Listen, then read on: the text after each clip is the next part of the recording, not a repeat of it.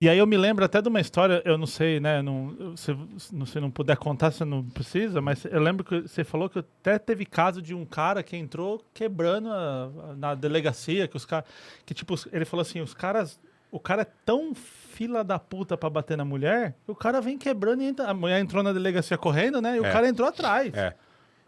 Como se não Se fosse dar nada, né? se o cara bate na mulher dele na frente da polícia, dentro da delegacia, Imagina longe. imagina dentro de casa, né? É. E não foi a primeira vez que isso me aconteceu. Olha isso, cara. Na carreira, eu tenho 5 anos como delegado, quase 5 anos como delegado, é a segunda vez que me acontece isso. Aconteceu essa semana aí, faz pouco tempo. A mulher entra correndo dentro da delegacia para procurar ajuda e o agressor vem atrás. Como quem quer, como quem quer justificar, vai ficar a minha palavra contra a dela. Mas não é assim que funciona, né? Tudo bem que a gente tem que explicar com um pouco de cuidado aqui para não parecer leviano, mas se a gente coloca em uma balança um homem que é agressor, que é autor de agressão contra a mulher, e a mulher que é vítima, você vai perceber que a mulher está em desvantagem em relação ao agressor. E esses crimes de violência doméstica e familiar, normalmente eles acontecem, a gente fala na clandestinidade. Muitas vezes quem presencia esses crimes é só o autor e a vítima. Se a gente falar, são versões contrapostas, e então eu não consigo extrair a verdade daqui, a gente nunca vai conseguir proteger a mulher. Então, isso é jurisprudência. Quem fala isso não é o Felipe, quem fala isso é o Superior Tribunal de Justiça. A palavra da vítima tem que ser analisada com um carinho todo especial.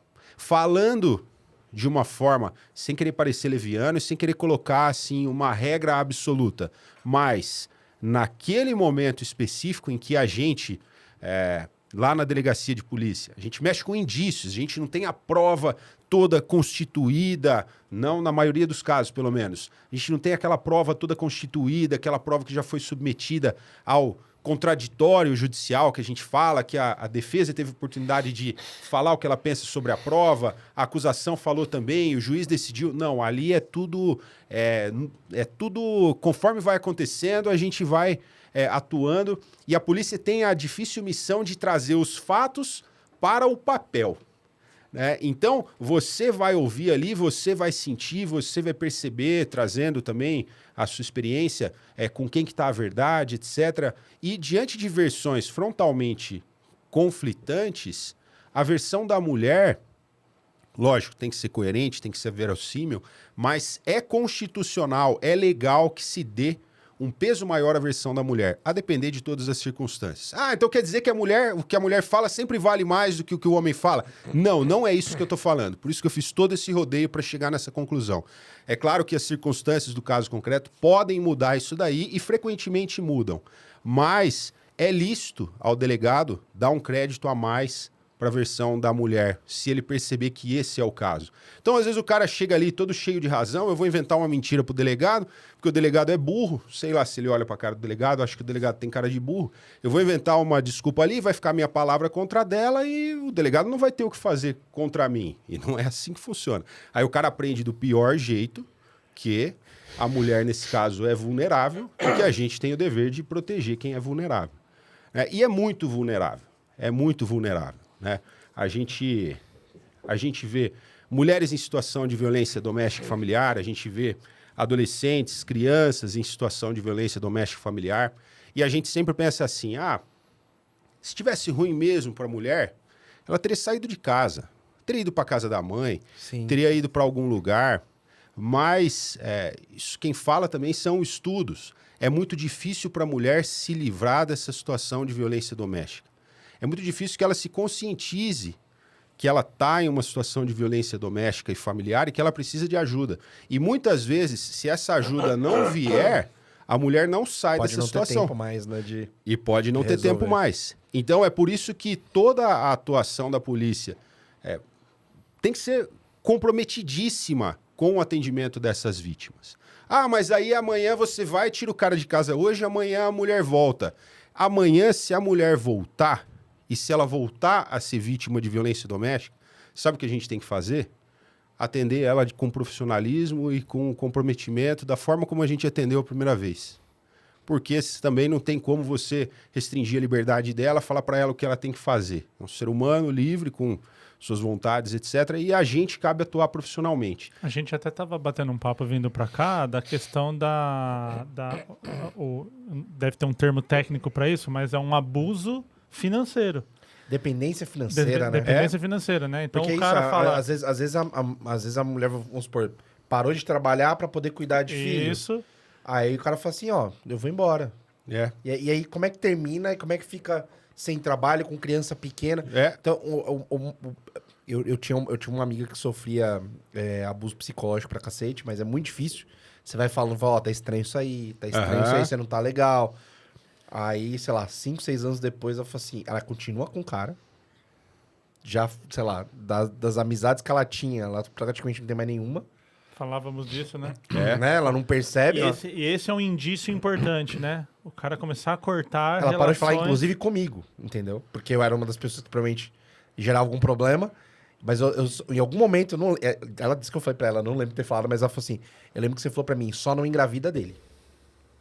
Porque o momento ali da gravidez é muito complexo, né? Porque Sem fica dúvida. mais vulnerável ainda, Sem né? dúvida. Porque você Sem tem dúvida. mais um ponto de que você vai ter que conviver com aquela pessoa. Exato, e mais medo, e é medo pela criança, é medo de deixar a criança sozinha.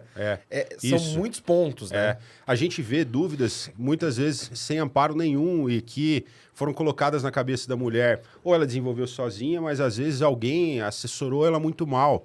As mulheres chegam lá e elas falam, por exemplo, eu pergunto, né? Eu tenho um roteirinho, tá na minha cabeça, todo atendimento eu faço de modo a pedir para que a mulher responda algumas perguntas que para mim são relevantes para tomar conhecimento ali a respeito. E eu pergunto a respeito de eventos passados na vida dela que são violência doméstica. Eu pergunto, ele já te agrediu alguma vez antes? Fala, já, ou algumas falam que não. Já te ameaçou? Ameaça é tipo, vou matar você, vou pôr fogo em você, vou arrebentar você, vou quebrar sua cara. Já fez alguma coisa nesse sentido? Umas falam que sim ou que não. Eu falei, ele já te xingou? Aí a maioria delas falam assim, fazem assim. Ah, isso sempre. Isso é violência doméstica. Isso é violência doméstica. A violência doméstica, ela autoriza, e atualmente a gente tem a Lei Maria da Penha sendo atualizada sempre. E a jurisprudência ela tem sido muito favorável à aplicação da Lei Maria da Penha também. E quando eu falo em jurisprudência, eu falo das decisões dos tribunais, das decisões reiteradas. Então, os tribunais têm decidido favoravelmente a aplicação da Lei Maria da Penha. Você não precisa nem do crime ter sido praticado já para ir lá e pedir uma medida protetiva de urgência. E as mulheres não sabem disso. Até porque, às vezes, quando o crime é aquele negócio, já não deu mais tempo, Já né? não deu mais tempo, exatamente. Já perdeu a pessoa e aí, né? Fala, então quando o cara tá me ameaçando, eu posso ir pedir uma medida protetiva de urgência? Ele falou para mim pela primeira vez que vai me matar. Com certeza você já deveria ter ido, porque se ele já te ameaçou, ele já cometeu um crime. Então, antes disso até, você pode ir atrás de uma medida protetiva de urgência. Você vai percebendo, por exemplo, o cara, normalmente, né, e não é uma regra, mas normalmente, o cara tem problema com álcool, abusa do consumo de álcool, e aí ele chega em casa brabão. Chega em casa brabão, sempre destratando a mulher, ele começa a suspeitar que a mulher está traindo ele, e na verdade a mulher não está traindo, ou ainda que estivesse, né? Então você para. Mas enfim, você vai percebendo que ele vai apresentando um comportamento cada vez mais hostil em relação a essa mulher. Começa a levantar a voz, começa a xingar muito. Exatamente. Começa a dar soco em parede. Isso. Começa a controlar o celular, enfim. E nesse momento você já pode solicitar uma medida protetiva. Não teve crime nenhum aqui, mas você já percebe uma hostilidade e você percebe também a iminência de um crime, ou seja, o crime está quase acontecendo. Nesse momento você já pode solicitar uma medida protetiva de urgência, você, mulher.